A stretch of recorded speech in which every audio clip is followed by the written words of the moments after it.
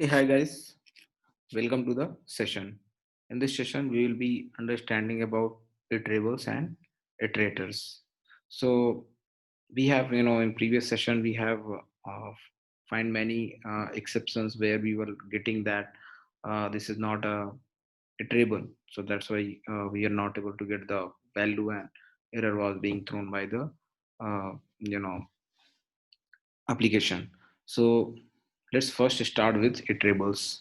So definition of iterable is that in Python every thing is an object. So object that are capable of returning their elements one at a time is you can say are iterables.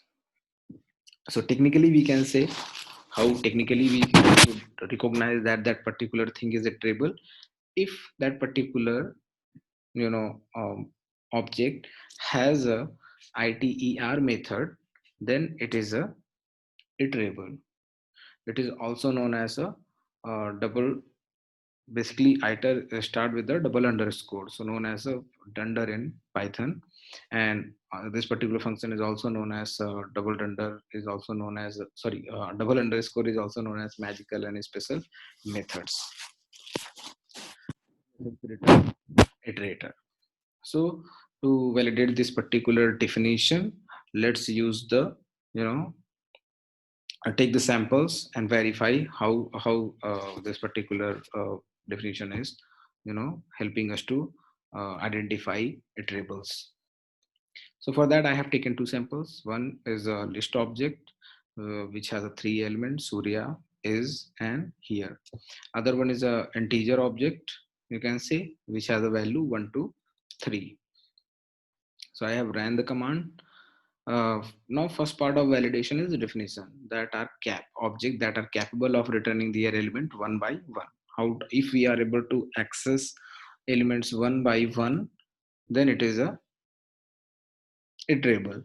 So for that I have used for loop for I in L, the one which we have defined, and I'm printing one by one.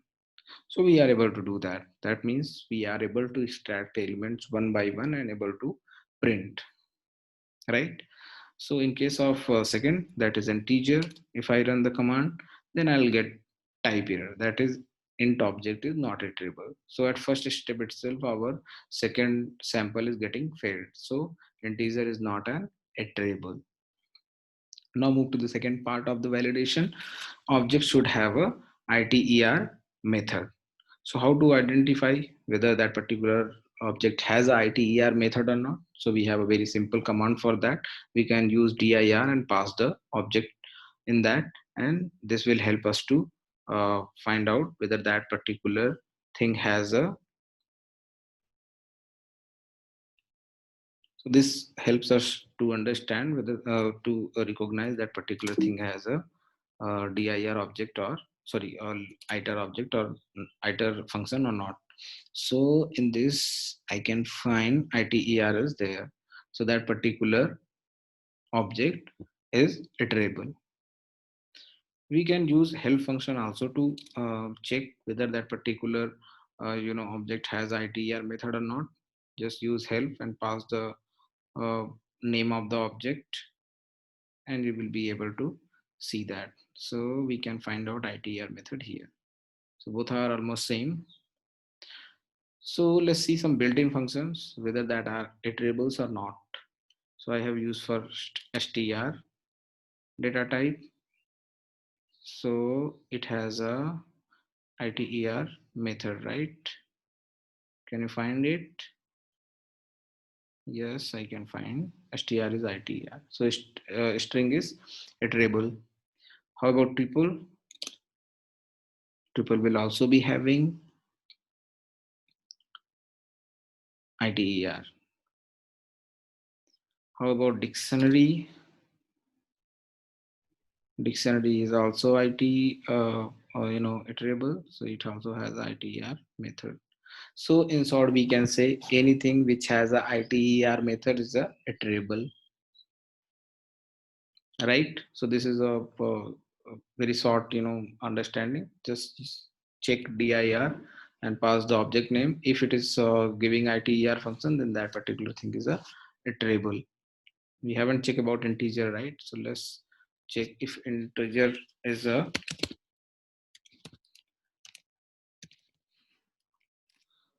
iterable or not. So int, if you can see, you won't find, yeah, it doesn't have. So that's why we can say integer is not a iterable object. So this is all about, iterable. Now let's move to iterators. What is iterator? An iterator is an object with a state.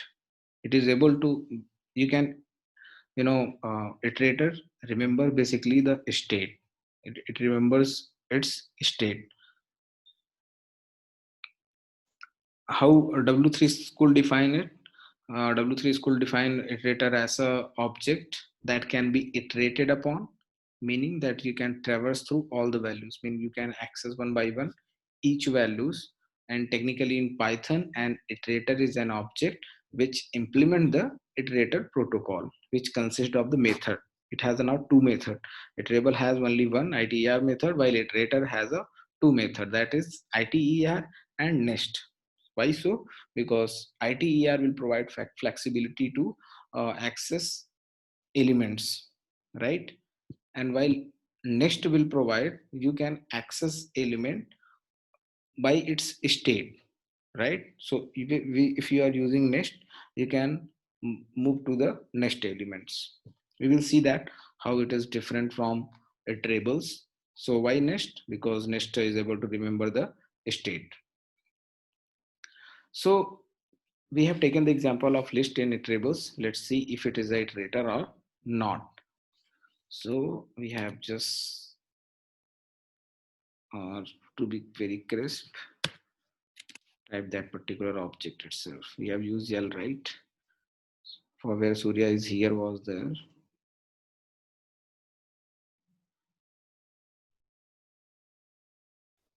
So yes, L is Surya is here. So L we have defined here, L object. Now let's see if that is an iterator or not. So dir L, we have just iter method. It doesn't have next method, right? So it is just iterable. It is not iterator.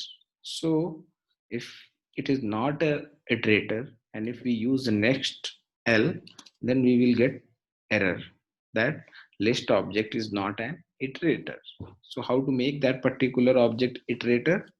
It's very simple. Just use iter and pass the value of the object. I mean, not value, just pass the object. It will convert that into iterator. You can also use like this L dot double underscore, that is under iter to convert. It looks ugly. That's why in most cases this particular thing is preferred, this particular convention. So we have created iter object, and if you print that, you won't get the output. You will just get that this particular object is a iterator. So for iterator to print, you have to looping, right, to print that one by one. Now let's see whether definition is being satisfied or not. I have passed inside the dir. You can see here next method is there and iter method is there. Both the method are there. That means it is iterable, iterator. So if it is an iterator, it should be able to access element by using next function. Yes, is here. Now just note that we had only three elements. Surya 1 is second, here is third. Now our pointer has accessed all three elements, and it is at last point. If from suppose all the points you have consumed, all the points you have accessed using next function, if after that you try to access, you will get error called stop iteration. It will raise the exception called stop iteration, because it has already consumed all the values and it doesn't have any value to display. So if manually we are using next function to access the values of any iterator, then we will be getting error. Okay. we will be getting a stop iteration error if it has consumed all the values. While if we are accessing through for loop or any type of control statements, then it will not throw error, because control statement inbuilt handle the stop iteration exception, and it doesn't print anything if all the values gets exhausted. So in our case, we have used for, and it has only printed whatever is the length of that particular list. Let's see, we have, if you remember, that iter object has printed all the element, that is Surya is here. Now if I run for loop, what it will do, now control is at basically last element of the particular object, right? So after that, if you try to access, then you will get blank, because it is not able to print. So one thing is note to here, next is able to move forward, right? From first 90, this particular line, if you see, it has a element Surya is here. I have here redefined that, right? Surya is here, that I have reinitialized, and I have accessed all three. So pointer is at here position, right? If we are going to access again using for loop, it will not throw anything, because it will raise exception, and automatically control statement, that is for, will handle that, and it print nothing. So if you see, if we are running again for loop, next is not coming to first position, that is a zero index. It is not coming, it is at that position only, and it is not able to move back. So we can say next, but next function just move forward. It is not able to come back. So if we are printing this, when pointer is at last element, it is not printing anything. You're understanding, right? So it is not printing anything. So if we have to come back and access the element, you have to reinitialize the values. So I'm again custom iterator, I'm initializing.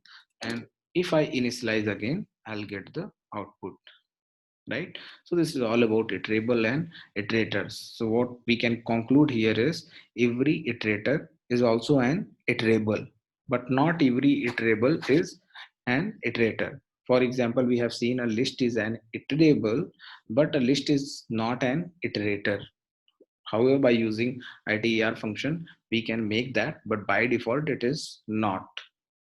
An iterator can be created from an iterable by using the function iter. So this is all about iterators and iterables. Hope you understood this. If you face any difficulty, or you have a confusion, you can post your queries on course discussion forum.